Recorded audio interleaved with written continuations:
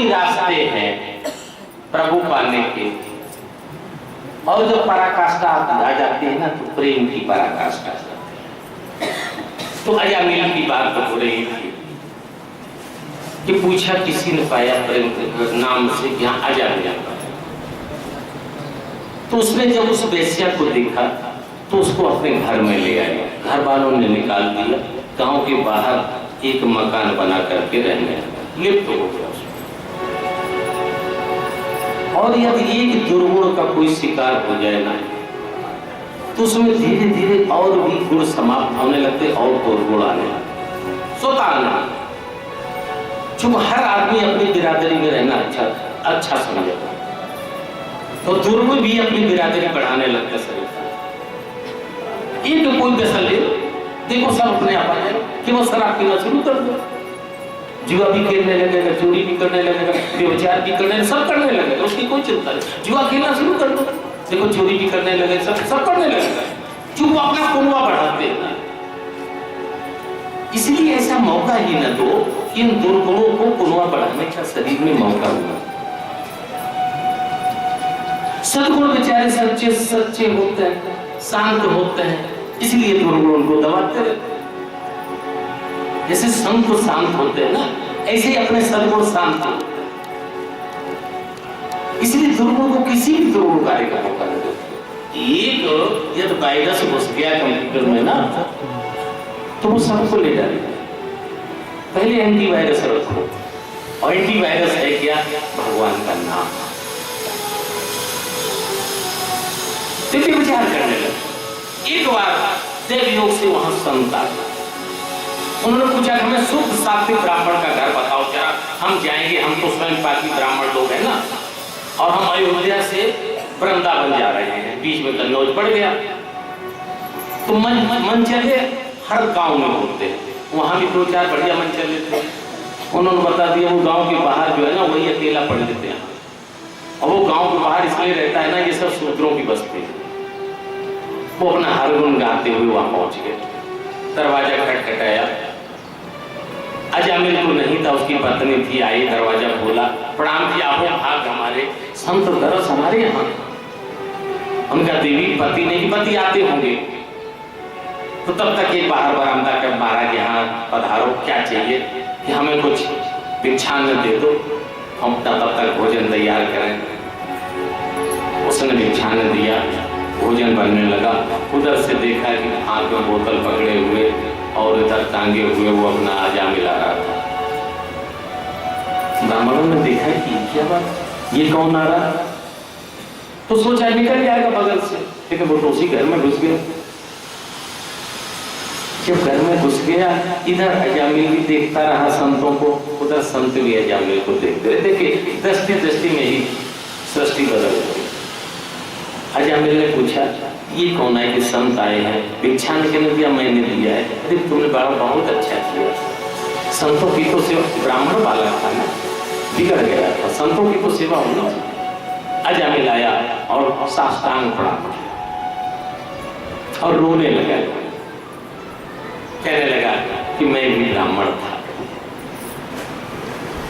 अब हमारे कर्म दूषित हो गए, लेकिन हम भी, हमारा भी जन्म ब्राह्मण कुल में हुआ। संतों का कोई बात नहीं, पश्चाताप अगर जो कर लिया जाए तो उससे आत्मा शुद्ध हो जाती है। हम भोजन करने फिर हम तुमसे बात करें। तुम अजामिल, क्या नाम अजामिल? अजामिल चिंता मत करो। ब्राह्मणों ने भोजन किया, शाम को बैठती हुई अजामिल ने हर चीज जो अपनी कमियां थी वो संतों के समक्ष कही। और हम लोग क्या करते हैं, जब संतों के पास जाते हैं तो अपनी तारीफ तो बहुत करते हैं कि भगवान एक फैक्ट्री थी, आपकी कृपा से हमने 3 फैक्ट्री लगा दिया। ये कोई नहीं बताने जाता है कि प्रभु जब से धन बढ़ा है ना, तो धन के जो 14 दुर्गुण हैं वो हमारे अंदर आ गए, तब से हमने भगवान शराब भी पीना शुरू कर दिया। कोई बताता हो संत के सामने जाके? हर व्यक्ति अपने पाप छिपाने की कोशिश करता है, जबकि पाप बताने से पापों का क्षय होता है और सत्कर्मों का बखान करता है, जबकि सत्कर्मों का बखान करने से पुण्यों का क्षय होता है। करते हम सब लोग वही बात। अजामिल ने आज करके संत के सामने बताया। संतों ने कहा कि हमें नहीं बताओ तुम्हारे बच्चे के लिए। बोले महाराज 9:30। 9:30 ये क्या होता है? कि महाराज 9 तो दिखाई दे रहे हैं और आधा जो है वो अभी पेट में। 9:30। संत बोले कि बन गया काम। महाराज काम बन गया? 9 बच्चों को बुलाएं कि 9 से नहीं, उस आधे से काम बन गया महाराज। अच्छा महाराज आधे से काम? हाँ। अच्छा मिले ऐसा करो तुम अपनी पत्नी को भी बुलाओ, दोनों लोगों सामने बात करेंगे। पत्नी आएगी मिलेंगे कि देखो दोनों लोग सुन लो, अब की बार ये जो बालक होगा ना उसका नाम नारायण रखना, दोनों लोग सुन लो। उन्होंने ठीक महाराज। संत तो चले गए सुबह उठ करके। अब अजामिल को लगने लगा कि कितनी जल्दी बालक हो, कितनी जल्दी हम नाम रखें। फिर मन में सोचा कि हम नाम भूल न जाए, तो रोजाना पत्नी से कहता था कि क्या नाम बताया महात्माओं ने? कह नारायण बताया। पत्नी भी बीच में टोक देती थी, अच्छा क्या नाम बताया महात्माओं ने? कि नारायण बताया। दिन में 20 बार नारायण नारायण होने लगा। क्या नाम भूल न जाना? कि नारायण है। लोग कह रहे क्या नाम बताया था महात्माओं ने? नारायण बताया। पहले से नारायण नारायण हुआ। बालक पैदा हुआ, सबसे छोटा बालक सबसे प्यारा होता, उसका नारायण नाम दिया। लेकिन नारायण कहता तो था, लेकिन अभी वो सुधार नहीं हुआ उसमें। तो वह अजामिल इसलिए उन्हीं पापों में बहता रहता था, पापों में बहता रहता था, पर कभी कभी सुतना देसे, पर कभी कभी जैसे नारायण कहता रहता था।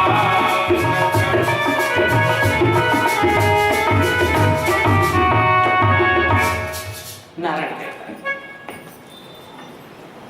बड़ा प्रेम था नारायण के साथ, खाना नारायण साथ बैठना, नारायण साथ लेटना, नारायण साथ रहना। चूंकि ये संत का प्रसाद था ना, संतों के आशीर्वाद से होता।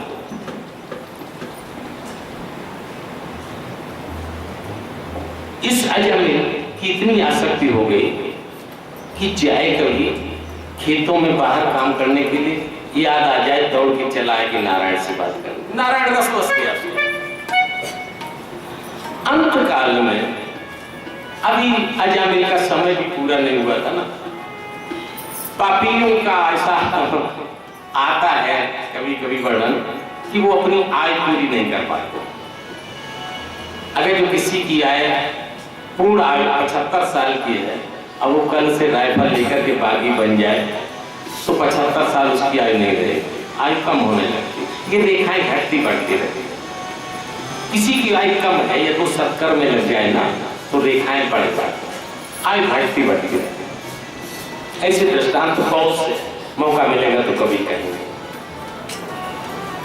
अंत समय जब आ गया तो यमदूत उसको लेने के लिए आया। ऐसा समझ बड़े बड़े मुंह कोई घर वाले को, यमदूत तो यमदूत नहीं। उनको देख करके नजर अजामिल डर गया और जोर से बोला है नारायण नारायण, वो जोर से बोला गया। जैसे नारायण शब्द कहा वैसे भगवान नारायण के पास आ, इन्होंने उसके प्राण को खींच ही पाया था। यमदूतों ने नारायण के पास तो गरीब जी क्या कर रहे महाराज? कर रहे हम तो यमराज धर्मराज जी का काम कर रहे हैं। धर्मराज जी का काम क्या काम? धर्मराज जी का काम ये कि जो इस संसार में गलत कामों में लगे और हमेशा पापमय कर्म करे, उसको ले जाकर के हम नरक में डालें। ये हमारा काम। इसने जिंदगी भर पाप कर्म किया।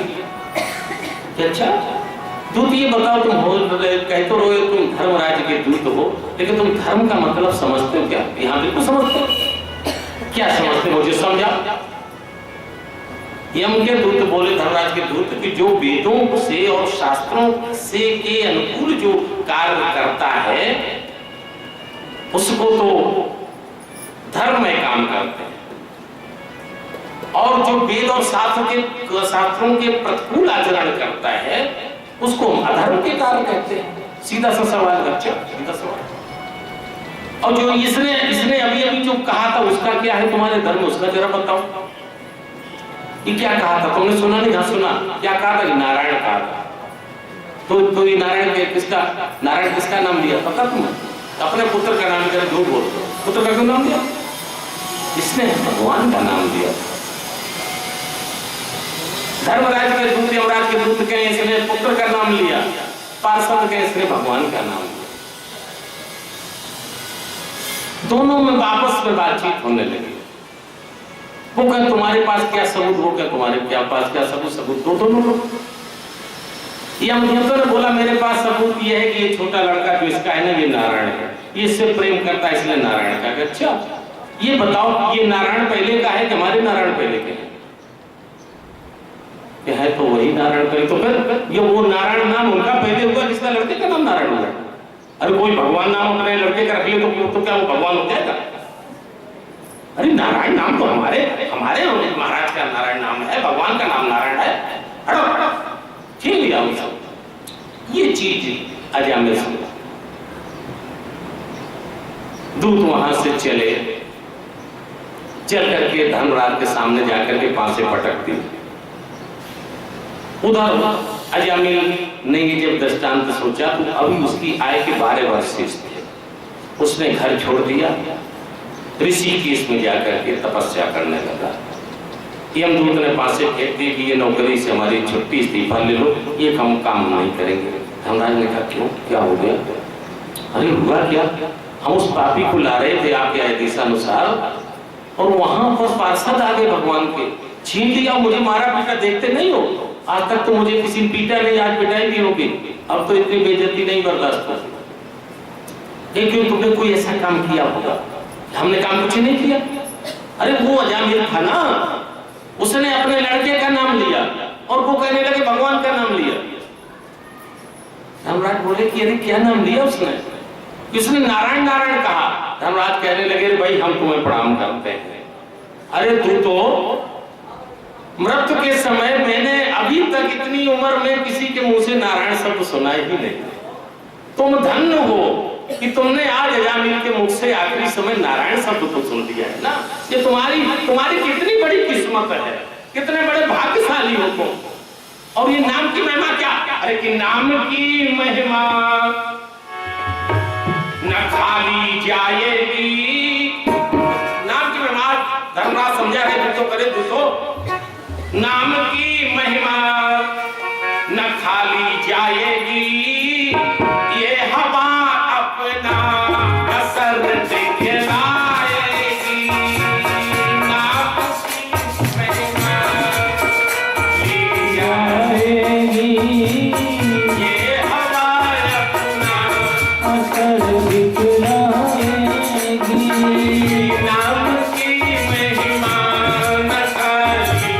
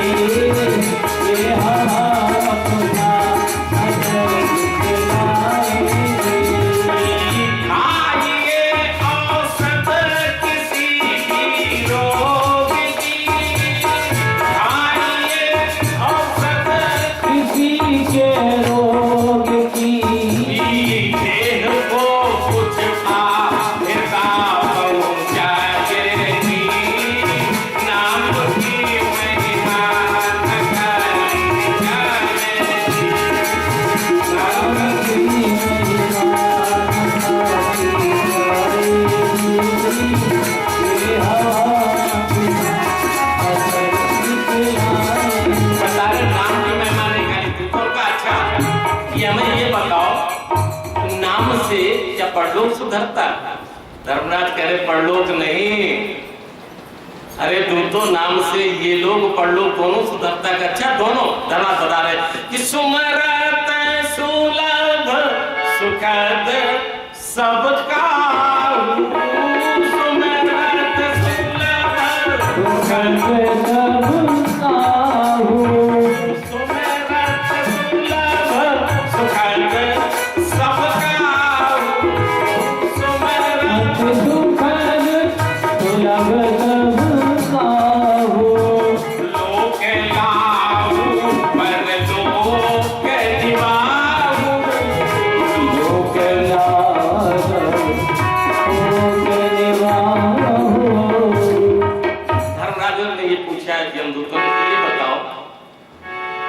ये नाम केवल कलयुग में ही काम करता है, द्वापर में काम नहीं करता, त्रेता में नहीं। और हमें बता दो सीधे तरीके से कि कौन से युग में ये काम नहीं करता, तो हम उसको पकड़ के लाए। धर्मराज का इस गलतफहमी में मत रहना।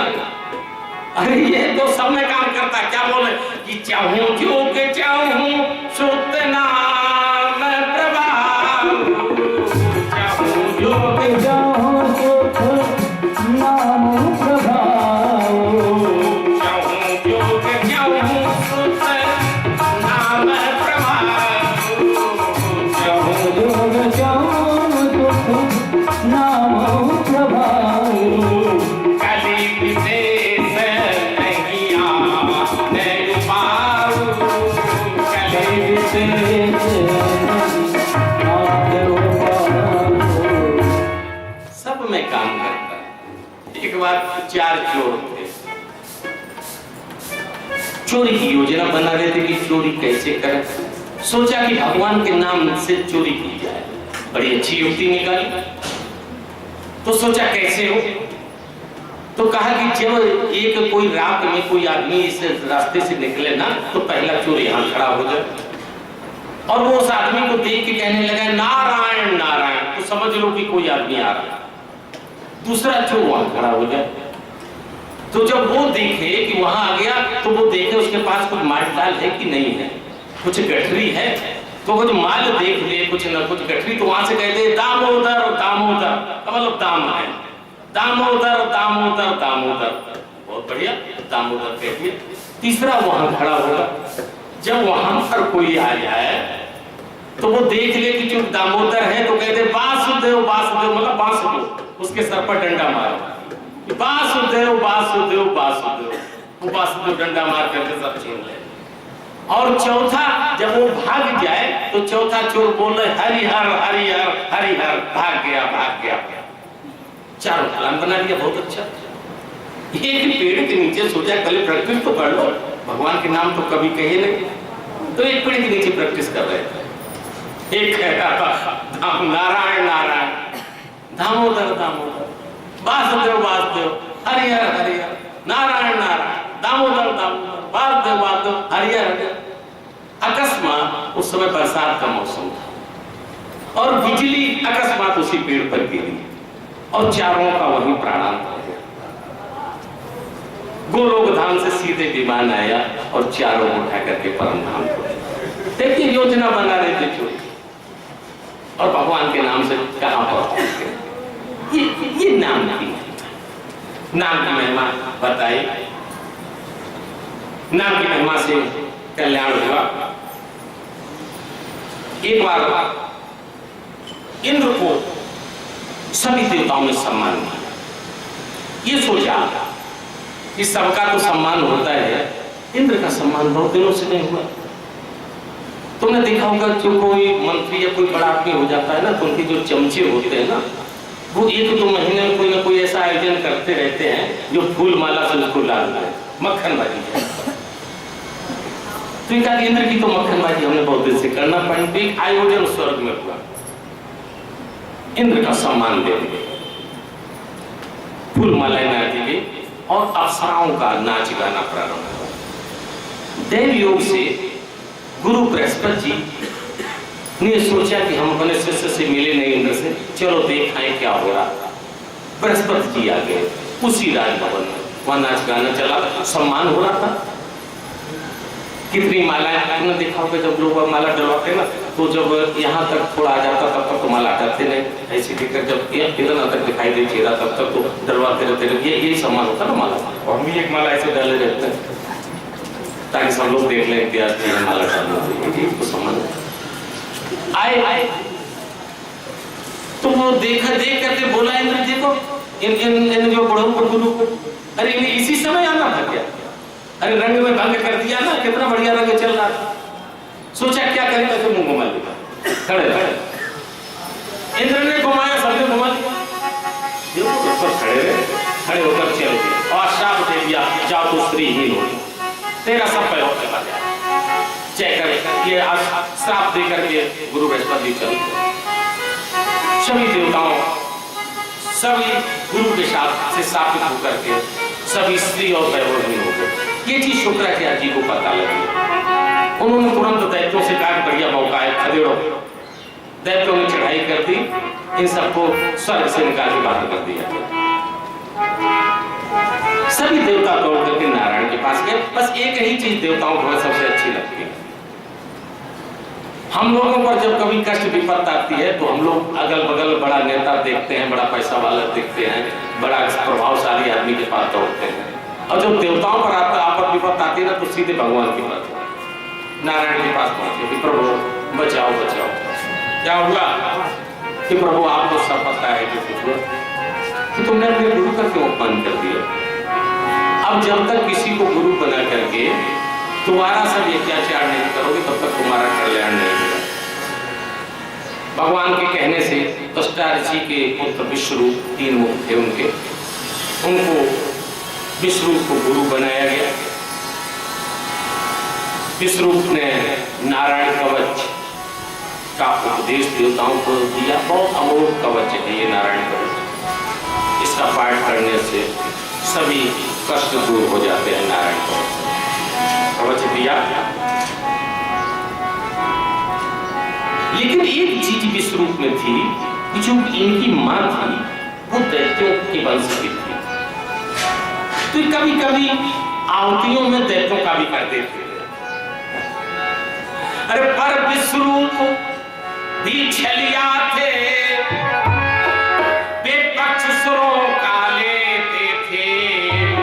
अरे भीतरी भाव से छिपे छिपे, भीतरी भाव से छिपे हुए, भीतरी भाव से छिपे हुए, भीतरी भाव से छिपे हुए।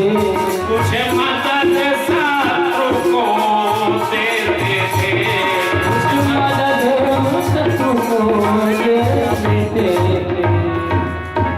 ये सबने इंद्र से कहा नहीं दिखाई देता, इंद्र का दिखाई तो देता है, तो फिर क्या इरादा है? देखो इंद्र उठे और क्या क्या किया, तलवार लेकर के उन विश्वरूप जी का सिर ही उड़ा दिया। विश्वरूप जी का सिर इंद्र ने काट दिया।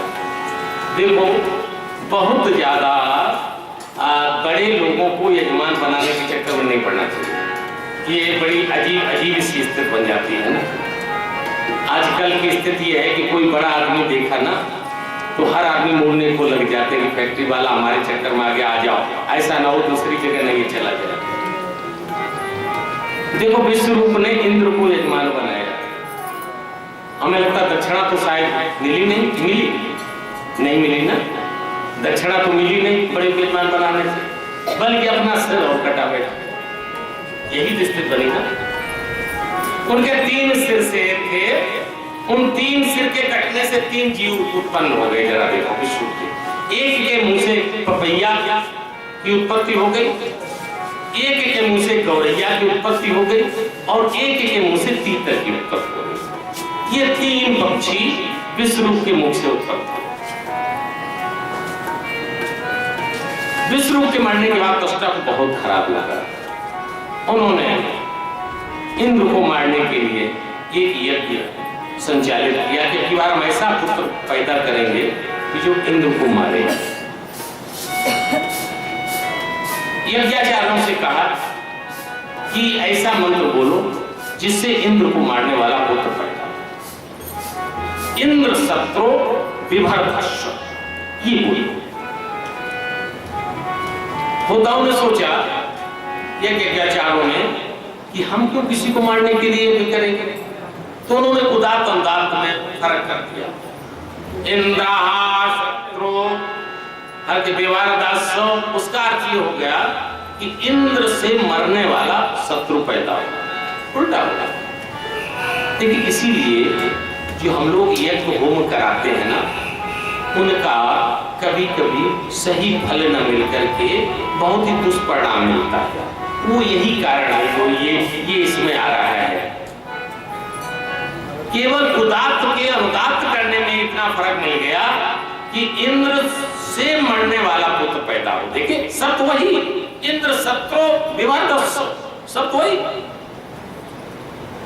ये वैदिक जो यज्ञ होते हैं, वैदिक जो मंत्र हैं, ये सबके बोलने के नहीं होते,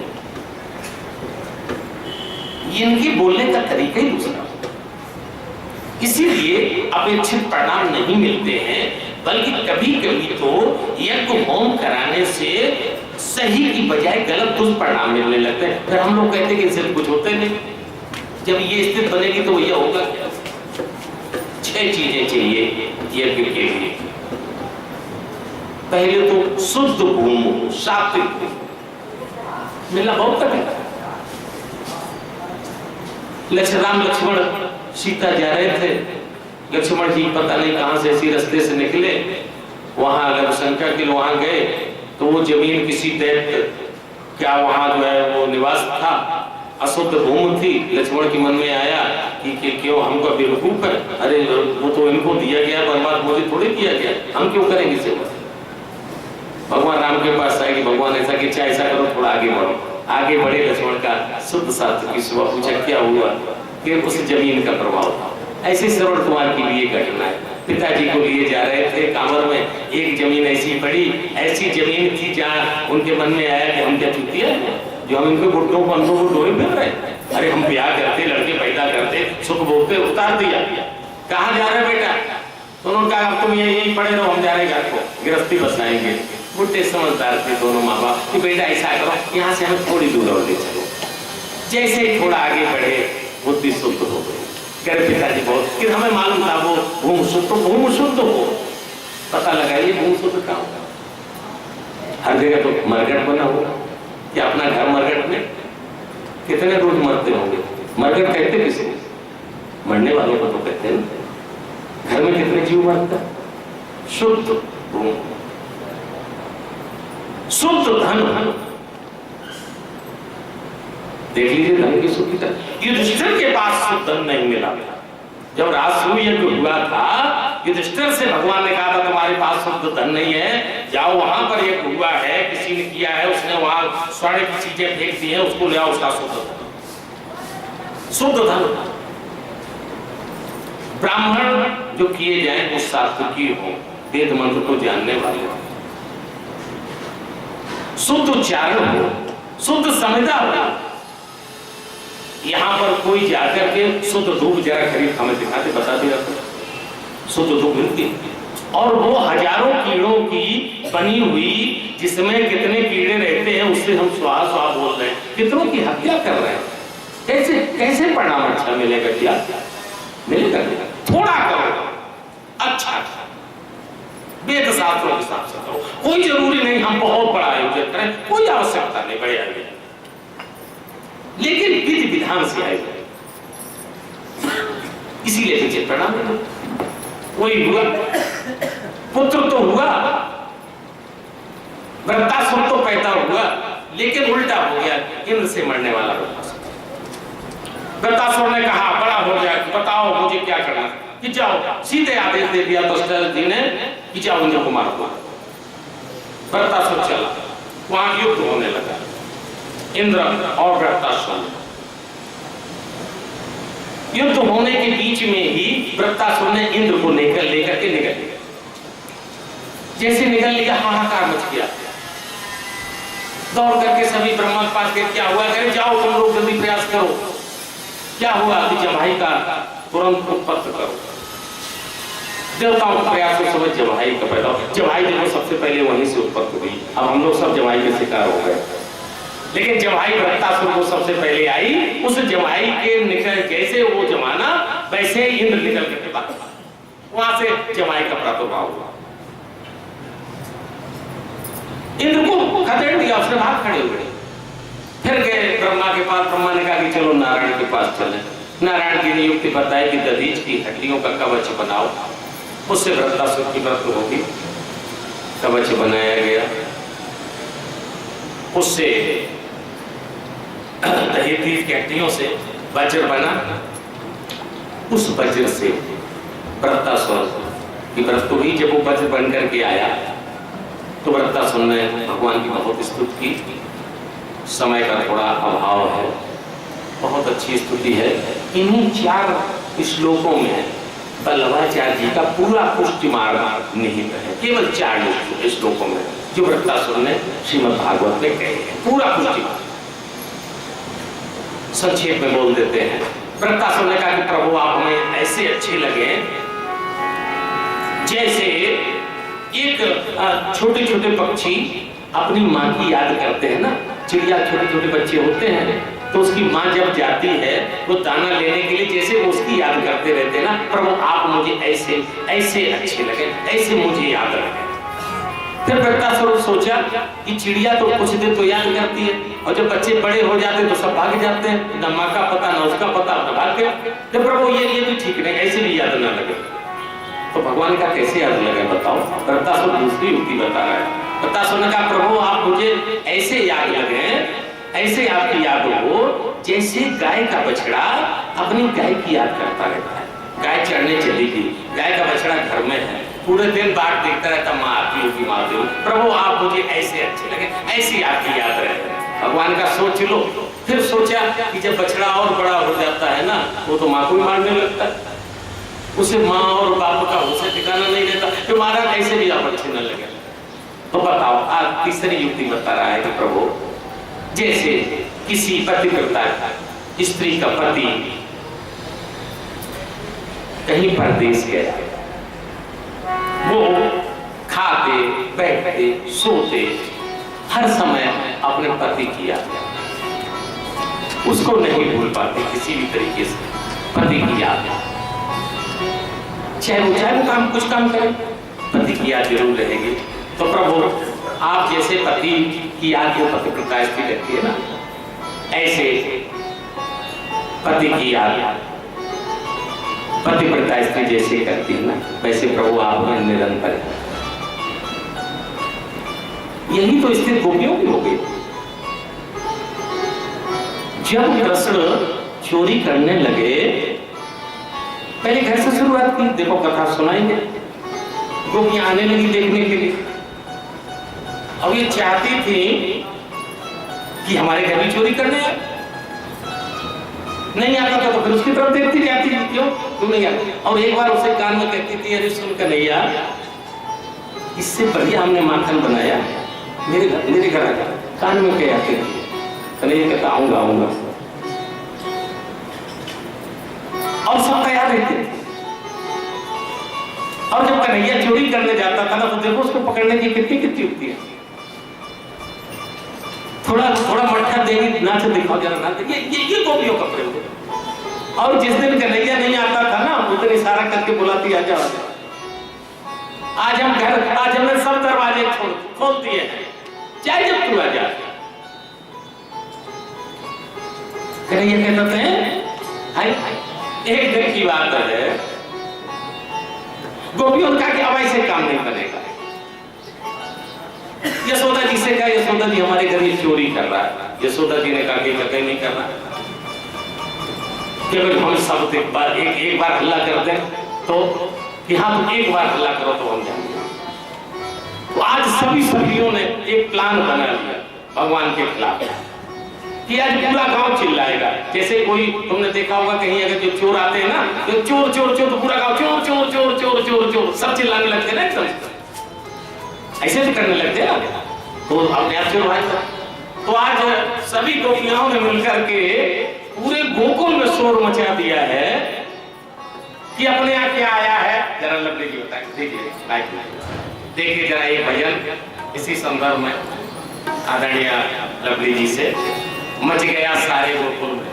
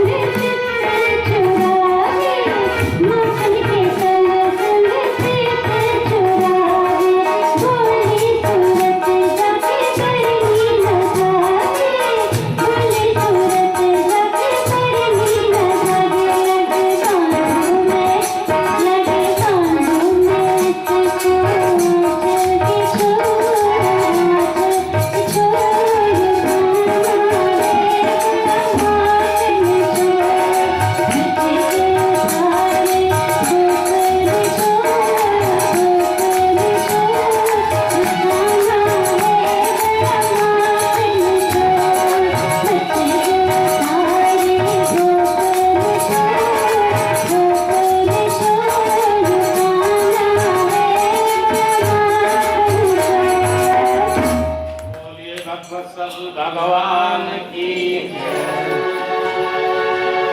पूछा परीक्षित ने कि भगवान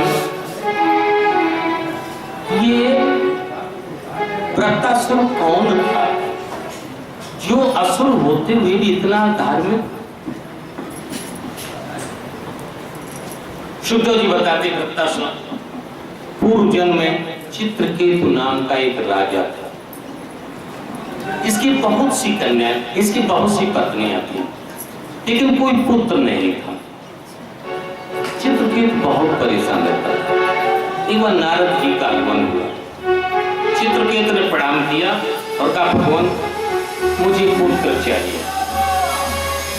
नारद ने कहा कि देखो, पुत्र से कोई फायदा नहीं है।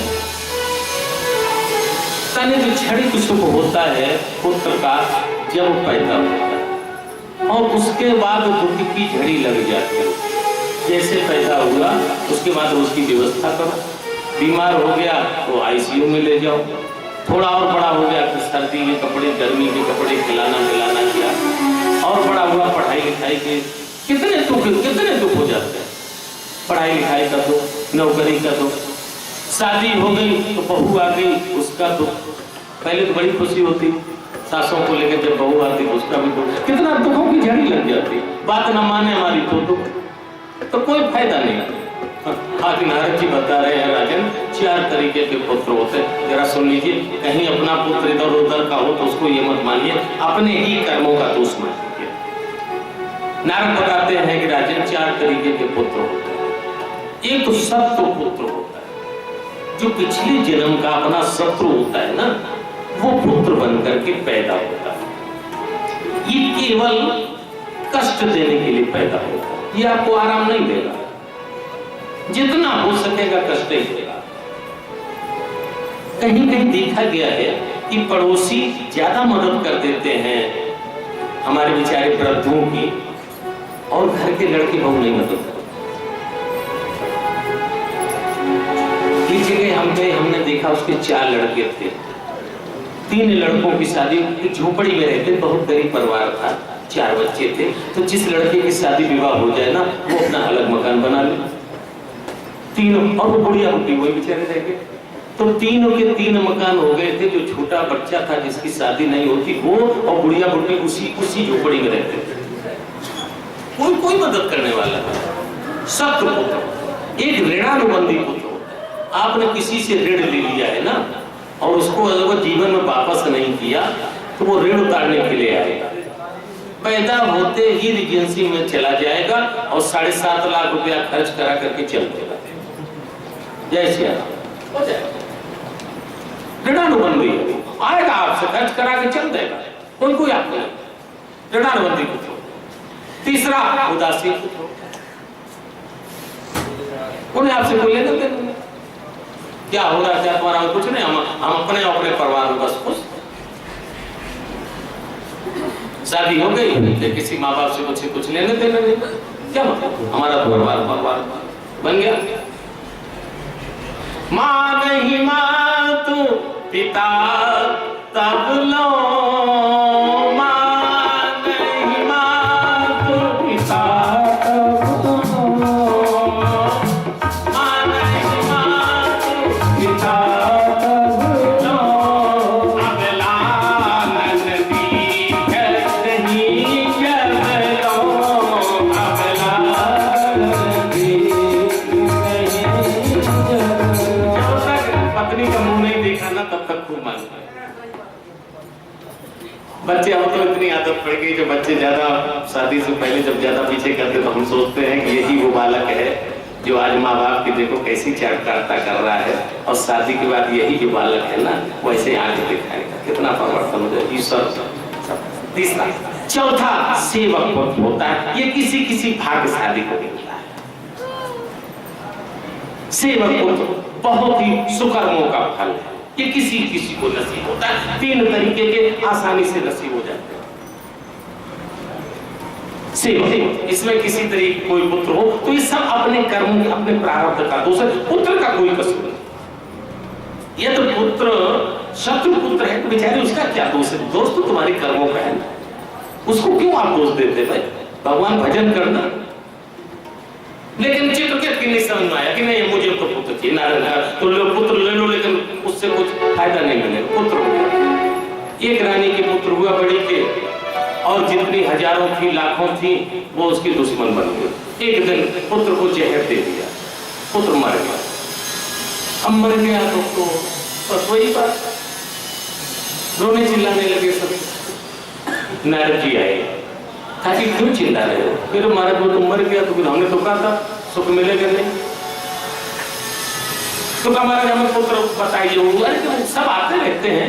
अच्छा पुत्र से बात कराते तुम्हारे, उन्होंने आवाहन किया आत्मा का, उसकी आत्मा आई। नारद ने कहा कि देखो ये तुम्हारे पिता बहुत रोत हो रहे, जरा इनको बताओगे। अरे नारद जी ये हमारे पिता, ये तो एक जन्म के पिता है ना, 10 जन्म में तो हम इनके पिता बन चुके। कौन किसका पिता? अरे कितने बार हमारे पिता बने, इनके पिता बने, ये तो खेल चलता रहता, नाटक के लिए सब हो रहा है, कोई किसी का पिता नहीं। चित्रकेतु के पास ज्ञान हो गया, नारद को किसी शोक निवृत्त हुई, चित्त के भजन में लग गया, वो गंधर्व बना। वही गंधर्व एक बार आसमान से विमान से जा रहा था और कैलाश होकर के निकला। वहां भगवान शंकर की और कामदेव की लीला हो रही थी। कामदेव भगवान शंकर के पास आया, कह रहे भोले बाबा हम फिर से तुमसे युद्ध करना चाहते हैं।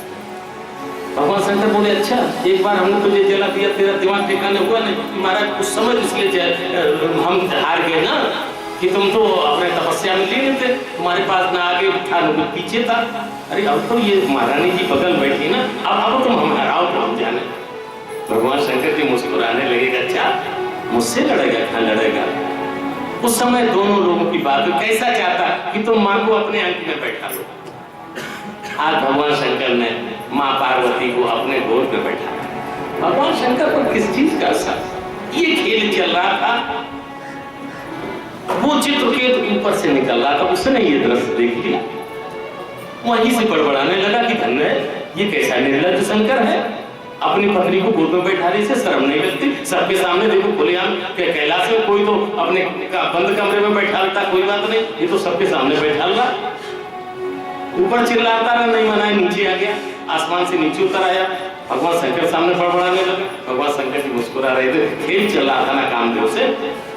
लेकिन माँ को बड़ा गुस्सा आया कि अरे बड़ा दुष्ट है ये, इस तरीके से बात कर रहा। इसने भगवान शंकर को समझा नहीं, अरे जा जा तू यहाँ आया बड़बड़ करने दी, जा तू राक्षस। श्राप दे दिया माँ पार्वती ने।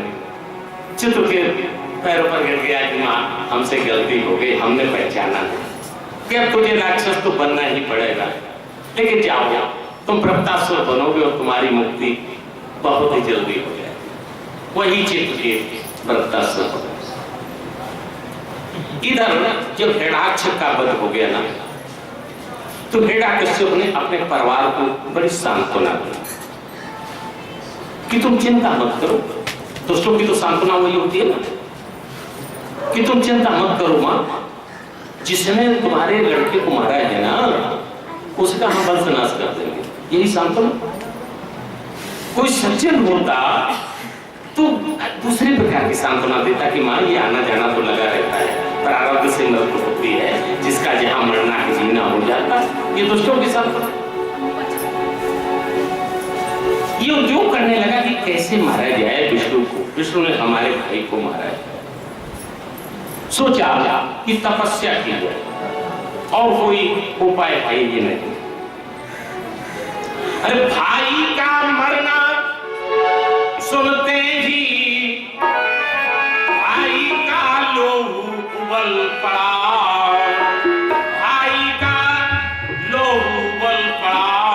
और कुछ सोच समझ कर हिरण कश्यप, कुछ सोच समझ कर हिरण कश्यप, सोच समझ कर हिरण कश्यप, सोच समझ कर हिरण कश्यप, तब करने घर से निकल पड़ा, तब करने घर से निकल पड़ा।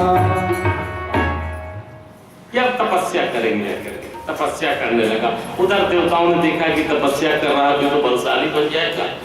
बृहस्पति जी के पास गए कि गुरु जी कुछ करो। असाध्य चीजों में गुरु लोगों के पास कुछ न कुछ युक्ति होती है। बृहस्पति जी ने कहा भी करते।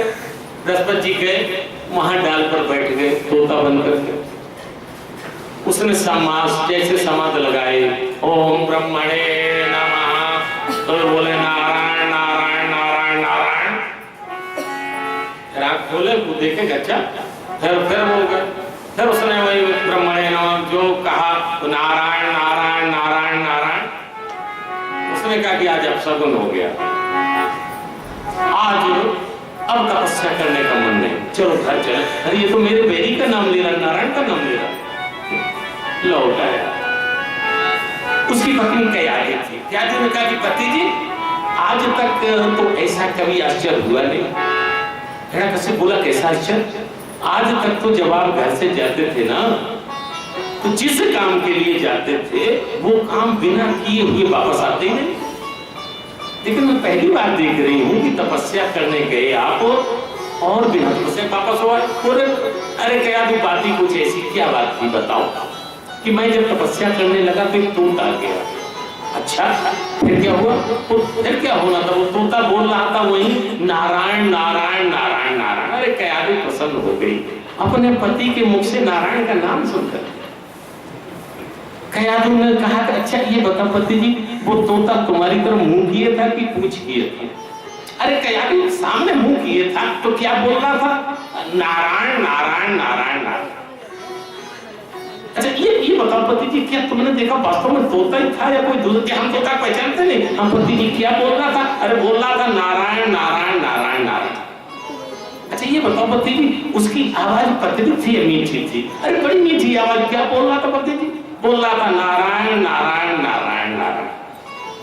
अच्छा ये बताओ पति जी, जब वो बोल रहा था तो तुम्हारे कानों में बहुत अच्छी आवाज आ रही थी या कुछ स्पष्ट नहीं आ रहा? अरे बिल्कुल स्पष्ट बोल रहा था। क्या बोल रहा था? तो बोल रहा था नारायण नारायण नारायण नारायण।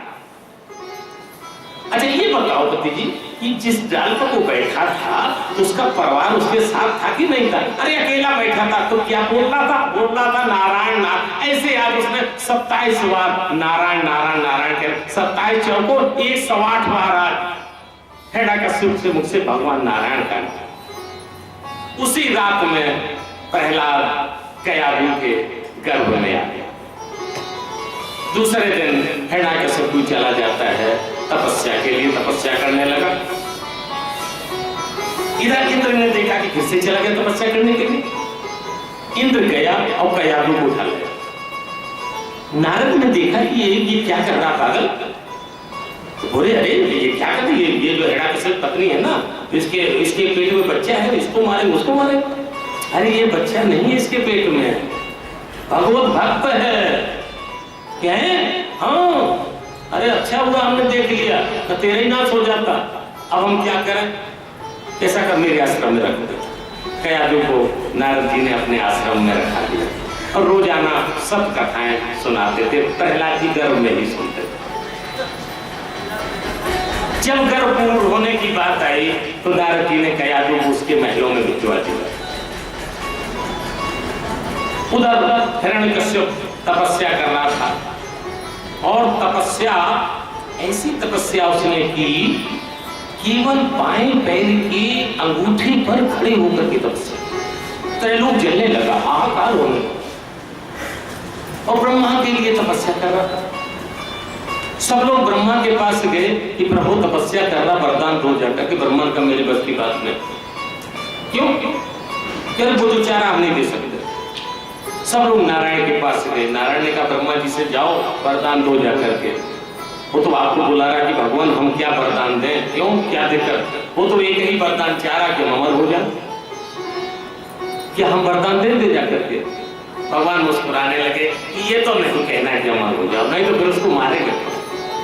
ऐसा करो ब्रह्मा जी, तुम इसके अलावा जो कुछ भी दे पाओ, सीधे सीधे मत कहना, जो भी दे पाओ तुम उसको वरदान दे, चाहे जो दे। तो महाराज फिर आप जानना भगवान, हमने हमेशा जाना वरदान तुम और शंकर जी देते रहे और भगत ना मुझे पड़ा, ये तुम हमेशा करते हैं, चलो एक और भगत लेंगे। सीधे सीधे मत कहना। ब्रह्मा जी आए, ब्रह्मा जी ने आवाज दी और हंस पर दूर दूर खड़े रहे। वो शंकर जी की भस्मासुर की दशा देख चुके थे ना, तो ब्रह्मा जी ने कहा ऐसा ना हो वरदान लेकर हमारी तरफ झपट पड़े। हिरण्यकश्यप खड़ा हुआ, महाराज प्रणाम प्रणाम ब्रह्मा जी, प्रणाम ब्रह्मा जी। ब्रह्मा जी ने कहा खुश रहो बच्चा, खुश रहो, मांगो तुम्हें क्या चाहिए। कि ब्रह्मन पहले आप त्रिवाचा करो। देखो आज ब्रह्मा जी को भी असत्य समझ रहा है, यही तो दुष्टों की चीज होती है ना। ब्रह्मा जी ने सोचा कि हमें झूठ सुबह से बोलना, आज तक तो ऐसा किसी त्रिवाचा मुझसे कराया नहीं, हम ब्रह्मा ठहरे कभी झूठ बोलते भी नहीं। ब्रह्मा जी ने कहा हम आगे जा रहे हैं, नहीं देंगे वरदान। फिर सोचा त्रैलोकी चल रही है, नारायण फिर हमें डांटेंगे, मुझे भेजना पड़ेगा, कर दो त्रिवाचा कि जो तुम मांगेगा देंगे देंगे देंगे। ठीक है, अब बोल रहा है, क्या बोला कि हम काहू के मरे ना मारे, हम काहू के मरई न साकरा, हम काहू के मरे ना मारे, हम काहू के मरई न मारे। ब्रह्मा जी बोले फिर आगे की तो चौपाई और पूरी कर। कह रहा कि हमें रावण समझ लिया क्या भगवान? क्या हमें रावण समझ लिया? हम तो यहीं पर रोके थे। जब आदि चौपाई से मेरा कल्याण हो रहा है तो आदि छोड़ सारी को धावे और सारी मिले ना आदि। रावण ने तो कह दिया था मनो जात कोई बात, ब्रह्मण मैं अमर हो जाऊं, सीधा सा कह दिया मैं अमर हो जाऊं। ब्रह्मा जी बोले कि अरे मूर्ख, तू मुझे देखा? हाँ देखा। तो मैं अमर हूं क्या? नहीं, तुम तो अमर नहीं हो। तो ये बता, जब मैं ही अमर नहीं हूं, अगर इतनी क्षमता मुझ में होती ना तो पहले मैं अमर हो जाता। फिर हम तुझे कि हाँ ये तो बात है, तो फिर ये वरदान कहीं हम दे सकते हैं जो अमर, हम स्वयं अमर नहीं है, मरण धर्मा ब्रह्मा तक भी है। तो बोला कि तो बात है, तो फिर कुछ और मांग ले। तो कह रहे अच्छा ऐसा करो, क्या किताब और पेन लाए होंगे कि नहीं लाए हो? ये क्या बात, आज तक तो किसी ने किताब पेन की मुझसे बात नहीं की कि महाराज सबने ये क्या वरदान मांगा है ना, हम तमाम वरदान मांगेंगे और लिखा करके आपके दस्तखत करा के ले लेंगे, ताकि ऐसा ना हो कोई इधर उधर की बात हो। ब्रह्मा जी मरते क्या न करते बेचारे, पेन ले लिया, किताब ले ली, चलो अच्छा बोलो तुझे क्या चाहिए, बेटा लिखो जरा, आज वरदान मांग रहा है, जरा देखो। आपके बनाए हुए किसी प्राणी से न मरूं। ब्रह्मा जी ने कहा लिख लिया कि पहले बोल के सुनाओ, ऐसा ना हो तुम लिख दिया कि प्राणी से मरूं तो हम क्या करेंगे। ब्रह्मा जी बोल रहे दोबारा, आपके बनाए किसी प्राणी से न मरूं। अच्छा दूसरा लिखो, न मनुष्य से मरूं न पशु से मरूं। ब्रह्मा जी ने कहा लिख लिया कि पढ़ के सुनाओ जरा। ब्रह्मा जी ने फिर सुना दिया, फिर कहा न भीतर मरूं न बाहर मरूं। लिखो, लिख लिया, सुनाओ, सुना दिया। न दिन में मरूं न रात में मरूं। ब्रह्मा जी ने कहा बस हो गया बहुत, अब तो काफी भरी जा रही, कभी लिखो ना हो दूसरी मंगवाओ। ब्रह्मा जी से कहा जरा सुनाओ। ब्रह्मा जी ने सुना दिया। लिखो, ना पृथ्वी में मरूं ना आसमान में मरूं। लिख लिया, सुना दिया उसको। और लिखो, न अस्त्र से मरूं न शस्त्र से मरूं। अपने दिमाग में सब ब्रह्मा जी ने कहा लिख लिया। अब बस करूं, तीसरी करूं, 10 कर कि नहीं और रुको, हम तुम्हारे बनाए हुए किसी 12 महीनों में न मरूं। चलो तो ठीक है। ब्रह्मा जी ने कहा चलो ये कर दिया। तो मरना हो गया। अच्छा घर आ गया। ब्रह्मा जी जाते हैं और घर में आकर के उसने सबसे पहले विष्णु को कमजोर करने के लिए पूरा अपना जाल फैला। और जाल में क्या करा कह दिया, कह रहा देखो कि लइयो मामो पैरी को नाम को भूले नहीं, माला पूरी के को छापा दे लगइयो ना।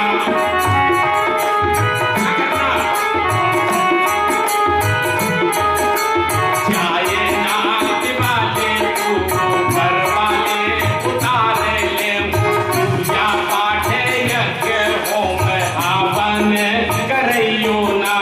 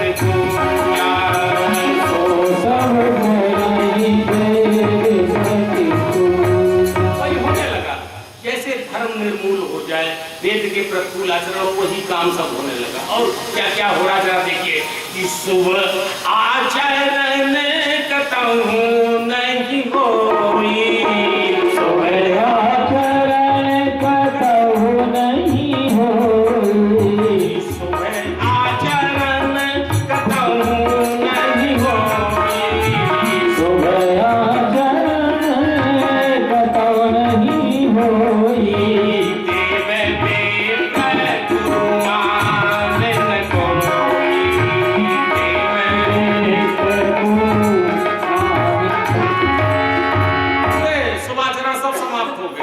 कोई देवताओं को मान रहा, न कोई ब्राह्मणों को मानता, न कोई माता को मानता, कुछ नहीं हो रहा। हर जगह अधर्म का काम चलने लगा। बड़ा प्रसन्न हो रहा आजकल। अच्छा, लेकिन उसने ये देखा कि जो थोड़े बहुत इधर उधर जो हो रहा है ना, वेद पढ़े जा रहे, तो इनको भी जरा रोको भी होगा कि नहीं, उस पर भी रोक लगे कि नहीं हर भगति जग तप ज्ञान, नहीं हर भगत जग तप ज्ञान, सपने सुनई न वेद पुराण, सपने सुनाई न वेद पुराण। वेद पुराण तो स्वप्न में भी नहीं सुने जाते। ऐसा होने लगा था। प्रहलाद से बहुत प्यार करता था, छोटा था ना, 4 भाई थे प्रहलाद। एक बार हिरण्यकश्यप ने सबको बुलाया, ऐसा है अब तो सब विष्णु नारायण की जगह हिरण्यकश्यप का जाप कर रहे हैं। सब लोग माला लेकर के, वैसे तो करते थे नारायण नारायण ऐसे ऐसे, और जैसे ये चारों को बांट दिया अलग अलग। भाइयों को कहा कि इनको तलवार दो, नंगी तलवार, और कुछ सैनिक ले जाओ। तुम जाओ पूरब, बड़े का तुम जाओ पश्चिम, तुम जाओ दक्षिण, प्रहलाद से कहा तुम जाओ उत्तर। और अगर जो मेरे नाम के जप के अलावा कोई दूसरा नाम करता हो, जब करता हो ना, तो पूछना बताना कुछ नहीं, सीधे सीधे गर्दन अलग कर लेना। तो वैसे तो लोग माला से नारायण नारायण करते रहते, और जो देख लेते थे टी मारे है ना, तो नारायण को कहते थे मन में दिखाने के लिए। बेचारे क्या करें, जान पर आ गई। चारों ओर उसके बालक शाम को आते थे, कहते थे क्या हुआ कि पिताजी हर जगह हिरण्यकश्यप आपका ही जप हो रहा है, और नारायण किसी का नहीं जप हो रहा। बहुत बढ़िया। एक दिन की बात, प्रहलाद जी उत्तर दिशा में जा रहे थे। एक कुम्हारिन का घर पड़ा। वो कुम्हारिन की जो पत्नी थी, वो नारायण नारायण जप रही, नारायण नारायण। प्रहलाद ने सोचा कि लगता है इसने हमें देख नहीं पाया। बोला क्यों, तुमने हम लोगों को देखा नहीं? अध्यात्म काम को है ना, अगर जो और कोई दूसरा होता तो हिरण्यकश्यप की यही बात थी कि उससे पूछना नहीं, सीधे गर्दन अलग कर देना। जो प्रहलाद में भक्ति का अंकुर है, इसलिए उससे पूछ रहे क्यों माई, तूने मुझे देखा नहीं क्या? कि बेटा देखा है। फिर तू किसका नाम जप रही थी? नारायण। अच्छा, तुझे पता है हिरण्यकश्यप का नाम? बेटा हम रोज हिरण्यकश्यप जपती थी, आज नारायण का नाम जप रहे। क्यों? क्योंकि काम ही ऐसा आ गया है जो अब हिरण्यकश्यप से नहीं हो सकता। प्रहलाद ने कहा कुछ ऐसा भी काम होता जो हमारे पिता से ना हो सके? कि बेटा यही तो है ये काम। कि क्या काम है माई बताओ। बता रही थी कि जब ये घड़े कच्चे थे तो एक घड़े में बिल्ली ने 3 बच्चे दे दिए। हमसे भूल हो गई, हमने सोचा कि उस घड़े से बच्चों को अलग कर देंगे, लेकिन जल्दी जल्दी में आवा लगाने में वो सभी घड़े हमने इसके आवा में बंद कर दिए और हमने अग्नि प्रज्वलित कर दी। अब वो अग्नि पूर्ण तरीके से प्रज्वलित। अच्छा, फिर तुम्हारा तो ऐसा है प्रहलाद बेटा कि अब ये बच्चे जो अंदर है ना, इनको बचाने के लिए हम नारायण का नाम दें। प्रहलाद बोले कि देखो अरे बुढ़िया, ये हमें मत सिखाओ, ये किसी दूसरे को सिखाना। अरे बोले प्रहलाद आगे बढ़कर, अरे बुढ़िया क्यों प्राण दे रही है? बुढ़िया क्यों प्राण दे रही है? अरे नादान नृपति का नाम छोड़, नादान नृपति का नाम छोड़, नादान नृपति का नाम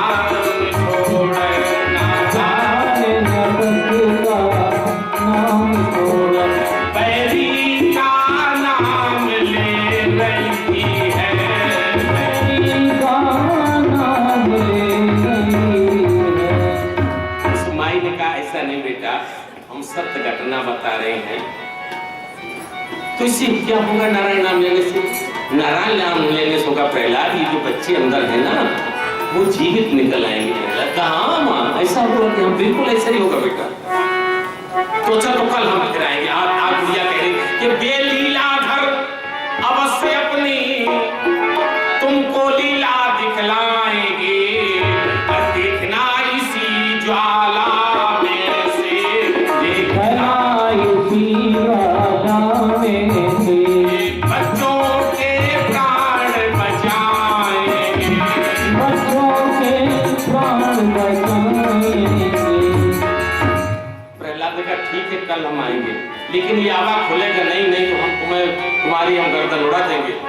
बुढ़िया ने कहा यदि मेरा कहना सच निकले तो मुझे बधाई दे जाना, मुझे बधाई दे जाना। और जो जीवित बाल न निकल सके, वो जीवित बाल न निकल सके, तो लेकर प्राण चले जाना, तो लेकर प्राण चले जाना। प्रहलाद जी दूसरे दिन आए, कहा माई हटाओ हटाओ। आवा खोला गया, सब हटने लगे। देखे क्या घट हटने करते क्या हो रहा कि एक बीच में कच्चा घड़ा, सब पके कच्चा घड़ा निकला। अरे घट उठते ही घट पलट गया और घट घटते हुए फुलवारी के, घट घटते हुए फुलवारी के, उस घटवासी की माया से, घटवासी की माया से, जीवित थे बाल मरा के, बाल मराए हुए। जैसे उठाए तीनों बच्चे थे, तीन बंदर के बच्चे, एक प्रहलाद के बाएं कंधे पर उछल के गिरा चला गया, दूसरा दाहिने पर ही प्रहलाद के सर पर उछल के, जैसे तीनों बिल्ली के बच्चे प्रहलाद के ऊपर रख करके जैसे गए, वैसे ही प्रहलाद को भक्ति का पूर्ण ज्ञान मिल गया। अरे प्रभु कहां हम भटक रहे, एक दी तलवार, कुछ नहीं करना है। सबने पूछा ये क्या हो रहा है? तलवार भेज दी गई, कह देना खो गई। तो कोई तो है नहीं प्रहलाद, तुम तो लिए हो, अरे तुम ले लो, हम कह देंगे तुम्हें दे दी। क्या बहाना बताओ, हम बहाना बता देंगे। एक को तलवार दे दी, तलवार पकड़ो। हिरण्यकश्यप ने कहा कि बेटा क्या हुआ, तलवार तुम्हारे हाथ में है ही नहीं, तुम किसी का गर्दन कैसे काटते हैं? पिताजी तलवार हम छोटे हैं ना, सबसे छोटे, तलवार तुम्हारी बहुत भारी है, इसलिए हमारे हाथ दर्द करने लगे थे ना, हमने उसको दे दी सहयोग। हिरण्यकश्यप बड़ा प्रसन्न हुआ, सोचा कि प्रहलाद थोड़ा बड़ा हो रहा है, इसको पढ़ने के लिए भेजा। प्रहलाद से कहा कि बेटा पढ़ोगे क्या? प्रहलाद ने कहा कि जो आज्ञा पिताजी, पढ़ेंगे। कहाँ पढ़ोगे, घर में पढ़ोगे या बाहर भेजा जाए? प्रहलाद को आज घर से बाहर जो गुरुकुल था वहां पर पढ़ने के लिए भेजा गया। चंड और अमर दो गुरु थे, शुक्राचार्य जी के पुत्र थे, उनको सौंप दिया गया कि प्रहलाद को अच्छी शिक्षा देना। और देखना ये हमारा सबसे छोटा बालक है ना, इसके बाद तो हमारा कोई बालक पढ़ने में आएगा नहीं। ये जिसको आपने बहुत अच्छा पढ़ा दिया, अगर जो दैत्यों की शिक्षा इसको बहुत अच्छी दे दी, असुरों की शिक्षा, तो अब की बार हम तुम्हें माला माल कर देंगे। चंदा पर बड़े प्रसन्न हुए, दीजिए तो हमारा बाएं हाथ का काम, कोई बात नहीं, चलो लेकर के चल। प्रहलाद को लेकर के गए, प्रहलाद को आज पढ़ा रहे हैं सब लोग। प्रहलाद का मन पढ़ने में नहीं लग रहा। कुछ दिनों बाद हिरण्यकश्यप ने खबर भेजी, जरा हमारा बेटे को लेकर के आओ। दोनों गुरु प्रहलाद को लेकर के गए, उसने गोदी में बैठाला। हिरण्यकश्यप ने पूछा कि बेटा क्या पढ़ा? पिताजी जो जीवन की पढ़ाई है ना, जिसके लिए मानव जीवन मिला है, वही मैंने पढ़ा। बेटा किसके लिए मानव जीवन मिला? बोले पिताजी केवल भगवत प्राप्ति के लिए, केवल नारायण को पाने के लिए, नारायण को पाने के लिए। उनसे कहने लगे क्यों दोस्तों तुमने ये शिक्षा इसको दी है कि हमने तो कभी नारायण का नाम तक नहीं लिया, कि फिर ये नारायण कैसे बोल रहा है? तब तो इससे पूछो कैसे बोला तू, तुझे नारायण किसने सिखाया? तो पिता ने सभी ने से सिखाया। आप भी तो नारायण के अंश हैं, ये भी नारायण के अंश हैं, ये भी नारायण के अंश हैं, सभी में तो नारायण है। अरे नारायण को सिखाने की उठा के फेंक दिया अपने गोदी में से हिरण्यकश्यप ने। अरे ले जाओ इस दुष्ट को, अब बात ठीक तरीके से शिक्षा दो, नारायण नारायण सब बोलवा दो, केवल ये मेरा नाम लेकर ले आए यार। फिर शिक्षा दे रहे, शिक्षा देकर के फिर गए। फिर परीक्षा में वही चीज प्रहलाद ने बताई, पिताजी अपना जन्म सुधारना चाहो तो भगवान का नाम लो, बिना नाम के काम नहीं चलेगा। बहुत नाराज हुआ हिरण्यकश्यप। नाराज होने के बाद उनसे कहा कब की बात ले जाओ, ये आखिरी मौका है, यदि इसके बाद ये न सुधरा तो हम इसको सजा देंगे। सब लोग लेकर के गए। प्रहलाद तो अपने साथ साथ जो 7 और बालक पढ़ते थे उनको भी बिगाड़ने लगे। सबसे कह रहे सुनो तुम्हें अच्छी पढ़ाई पढ़ाएं, हाँ बताओ। तो प्रहलाद ने बताया कि या विद्या सा मुक्त है। विद्या वो होती है जिसे मुक्ति मिल जाए, जिसे नारायण मिल जाए। तो ये जो विद्या पढ़ा रहे इससे नारायण मिलेंगे, इससे तो नरक मिलेगा। बालकों का तो नारायण किससे मिलेंगे? मुझसे मिलेंगे, आओ मेरे साथ आओ। कैसे नारायण मिले कि हम जो कीर्तन करते तुम भी गाओ। आज बालकों को प्रहलाद कीर्तन करा रहे, दोनों गुरु बाहर गए हुए, जरा क्या कह रहे कि जय जय नारायण नारायण हरि हरि, जय जय नारायण नारायण हरि हरि, जय जय नारायण नारायण हरि हरि, जय जय नारायण नारायण हरि हरि।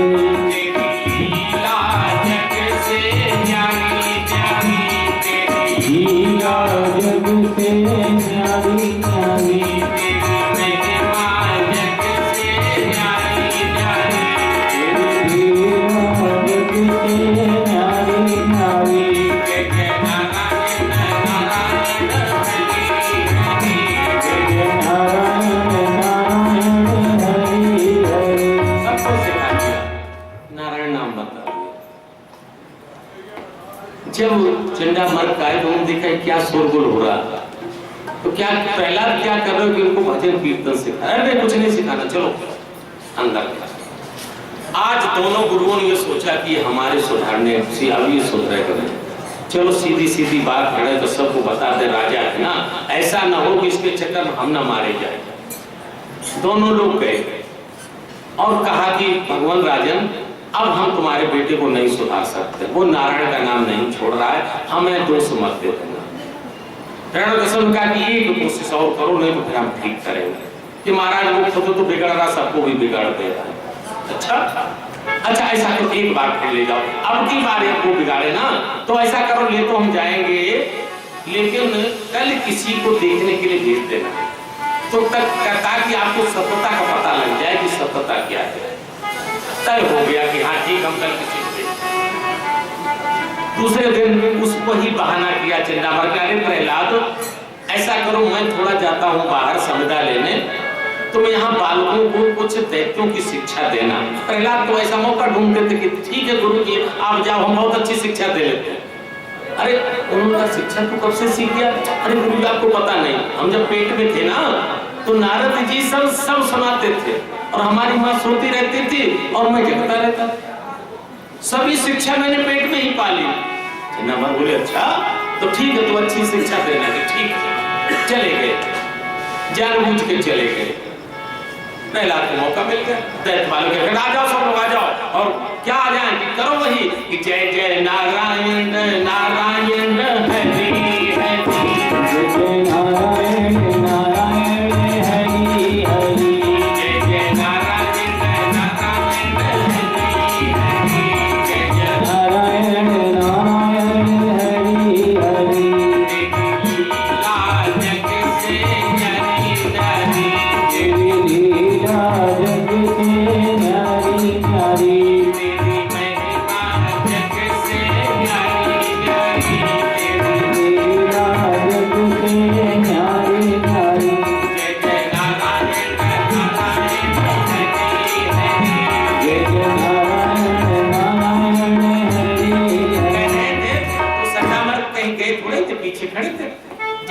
भजन कीर्तन होने लगा, सब वहां से दौड़े दोनों गुरु और दौड़ करके जाकर के प्रहलाद को हाथ से पकड़ा। रहे क्या कर रहे हो?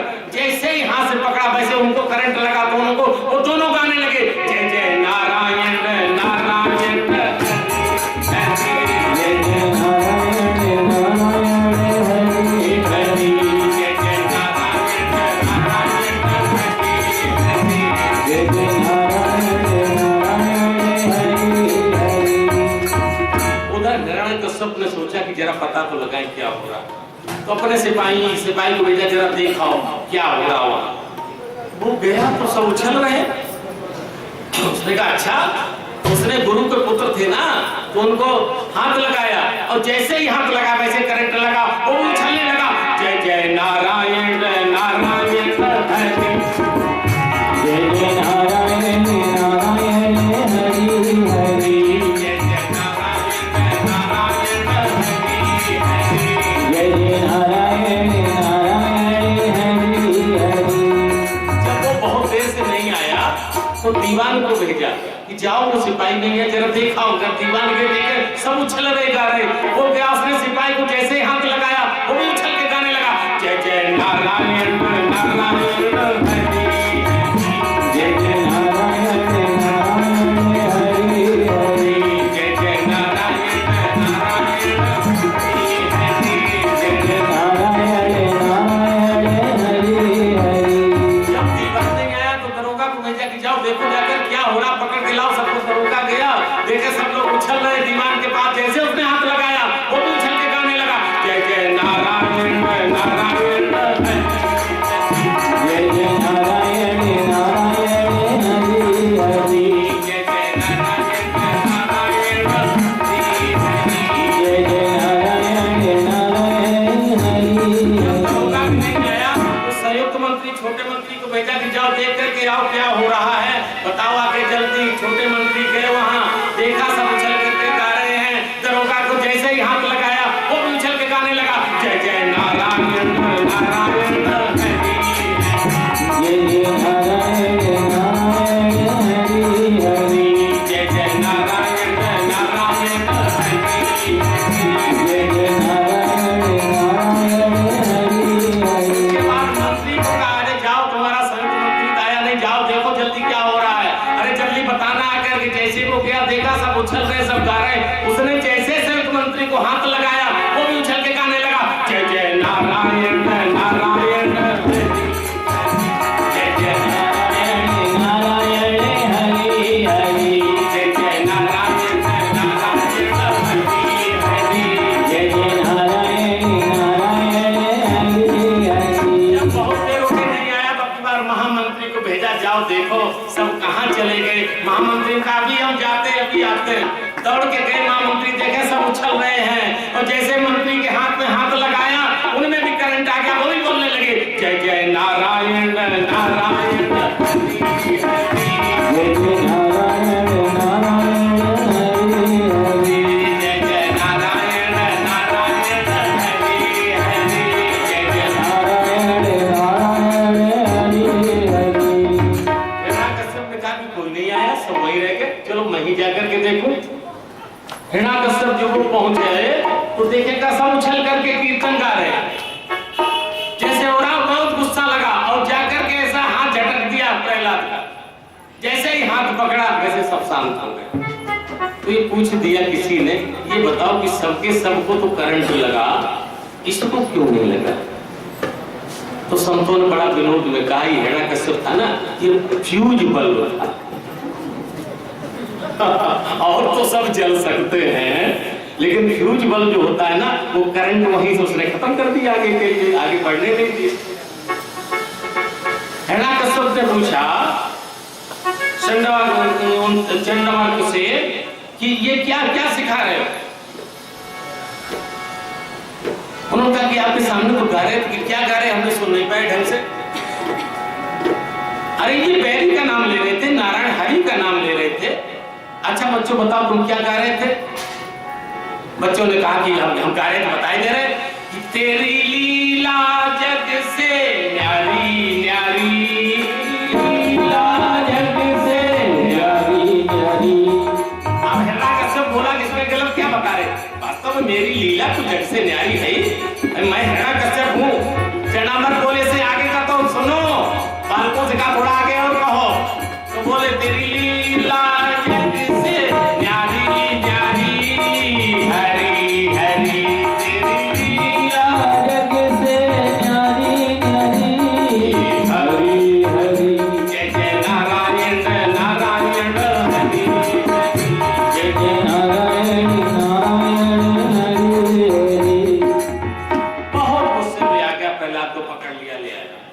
और प्रहलाद को कितने कष्ट नहीं, हाथी से दबाया गया, सर्प से कुचलाया गया, पहाड़ से फेंका गया, जल में डुबाया गया, क्या कष्ट नहीं दिए। संत कहते हैं कि जब किसी पे कष्ट आया तो प्रहलाद को याद कर लेना। क्या इतने कष्ट हमारे ऊपर हैं? निश्चित रूप से नहीं होंगे। क्या प्रहलाद ने भगवान को छोड़ा? जब प्रहलाद ने नहीं छोड़ा तो हम क्यों छोड़ रहे हैं भैया? कितने कष्ट आए प्रहलाद को, धीरे धीरे सब करके आए। पद के अनेक जितने भी प्रकार होते हैं उसने सबको सब कुछ कर लिया। प्रहलाद नहीं मर रहे थे, सोचा कि इसको तहखाने में बंद कर दो, भूख को मर जाएगा, बंद कर दिया गया। लक्ष्मी जी ने नारायण को भोजन थाली देकर के नारायण के पास गई और भोजन कराने की बात हुई। आज नारायण का मन नहीं हो रहा था, लक्ष्मी जी से कहा कि आज मेरा मन खाने का नहीं। लक्ष्मी जी ने कहा क्यों? कि मेरा एक भक्त भूखा पड़ा हुआ है, जब तक भक्त को नहीं हम खिला देंगे ना, हम कैसे खा सकते। लक्ष्मी जी ने कहा कौन भक्त? की प्रहलाद। लक्ष्मी जी ने कहा मैं जाती हूँ। प्रहलाद के लिए लक्ष्मी जी भोजन थाल लेकर के गई। प्रहलाद ने खाना शुरू किया, 3 दिन का भूखा था ना, तो थोड़ी मुंह से आवाज ज्यादा आने लगी, चपर चपर करके ज्यादा। उन्होंने द्वारपालों ने सुन लिया कि अंदर चप चप क्या हो रहा है। दौड़ करके गए, बताया गया कि महाराज वो तो अंदर कोई चपर चपर कर रहा हो, हमें लगता कुछ खा रहा। से बोला कैसे? क्या ताला खोल दिया? नहीं महाराज, ताला तो सभी बंद है, हम सब बाहर बैठे थे, तो भोजन कैसे पहुंचा? मैं देखता हूँ। आया, देखेगा वहां थाली खा रहा। प्रहलाद ने आओ पिताजी बड़े अच्छे मौके पर आ गए, ये देखो नारायण का भेजा हुआ प्रसाद है, पिताजी अभी कुछ बचा हुआ ले लो। पैर मार दिया उस थाली। अरे दुष्ट चल गया, लेकर के आया। अब कोई उपाय करेंगे जो ये मर जाए। अंतिम उपाय करने के लिए किया, कयाबू से कहा कि कयाबू इसको जहर दो। माँ को कह रहा है दुष्ट कि प्रहलाद को जहर दे दो। कौन ऐसी माँ हो? माँ ने सुनी अनसुनी कर दी, कहते कहते जहर दे दो। माँ ने कहा जहर हम नहीं देंगे। फिर वही एक अस्त्र रहता है पतियों के पास, बड़ा हो जाता है। एक बड़ा आनंद की थी, देखो पत्नी पर बहुत आनंद। ऐसा होता ना, झगड़ा दोनों में, एक बार पत्नी में झगड़ा हुआ, होते रहता, सबके घर में होता रहता। एक बालक था, अक्सर जब पत्नी का झगड़ा होता है ना तो बालक से कह देते हैं कि जाओ पड़ोसी के यहाँ चले जाओ, ताकि बालक वो झगड़ा न सुन पाए। ऐसे झगड़ा हो रहा था, तो वही ऐसी भागवत कथा हो रही जैसी हम कह रहे। तो पत्नी कहते जब कथा हम चले जाओ पंडित जी के पास, जाओ वहीं बैठ जाओ। पत्नी झगड़े में बालक को हटा देते हैं ना, तो वो आया, कथा में बैठ गया। बालक से बालक कथा में, कथा विराम की ओर थी, कुछ प्रसंग चल रहा था। व्यास जी गा रहे थे कि घूंघट के पट खोल दे तो हे पिया मिलेंगे, घूंघट के पट खोल दे तो हे पिया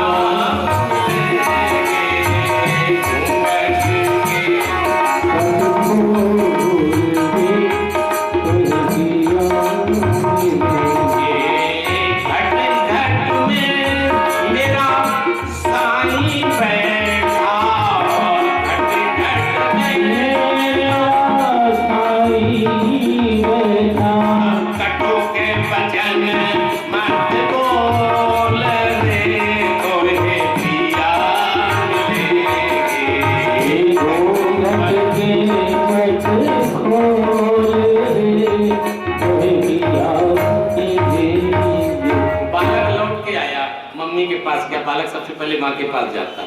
माँ ने पूछा कि क्या हुआ, कि गए थे कथा में, क्या सुना? अरे पंडित जी बड़ा अच्छा सुना रहे, कुछ याद है? हाँ याद है माँ।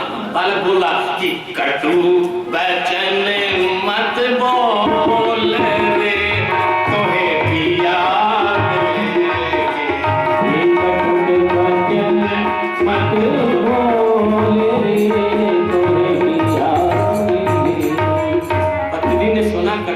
वचन मत बोलते तो क्या, अरे जा जा, ये मुझे क्या सुना, जा जा, बगल में वो है ना तेरे बाप वहां जा, उन्हीं को सुना जाके, अरे मुझे क्या सुना, जा जा जा। पिताजी के पास गया, पिताजी ने कहा कहाँ गए, भागवत हो गए, क्या सुना, अरे सुना, कटु वचन मत बोल रे तोहे दिया,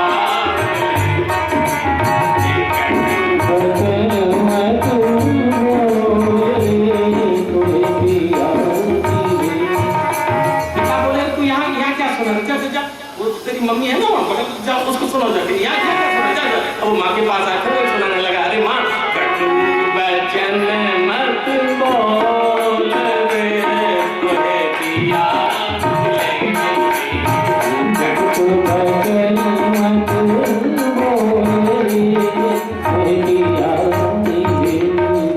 माँ के बाद लड़का परेशान हो गया तो दोनों के बीच बरामदे में बैठ गया, वही बैठ के चिल्लाने लगा कि कटु वचन मत बोल रे,